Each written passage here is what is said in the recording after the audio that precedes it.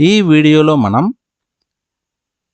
వేకప్కి గెటప్కి మధ్య ఉండే డిఫరెన్స్ను తెలుసుకుందాం. ముందుగా వేకప్ గురించి తెలుసుకుందాం. వేకప్ అంటే నిద్ర నుండి మేల్కొనడం, అంటే కళ్ళు తెరవడం. కానీ ఇంకా మంచం నుండి లేవకపోయినా వేకప్ అనవచ్చు. అంటే మనకు మెలకువ వచ్చి కళ్ళు తెరిచి మంచం నుండి లేవకపోతే అప్పుడు దాన్ని వేకప్ అని అంటాం.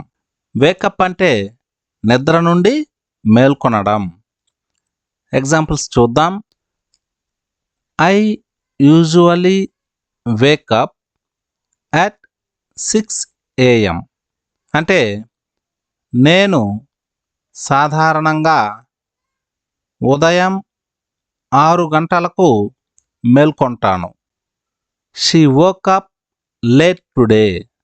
అంటే ఆమె ఈరోజు ఆలస్యంగా మేల్కొంది.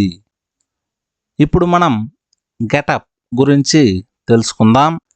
గెటప్ అంటే నిద్ర లేచి మంచం నుండి లేవడం. అంటే ఇది శరీర కదలికను సూచిస్తుంది. ఎగ్జాంపుల్స్ చూద్దాం. I usually getup at 6:30 AM. అంటే నేను సాధారణంగా ఉదయం 6:30 లేస్తాను. He got up and brushed his teeth.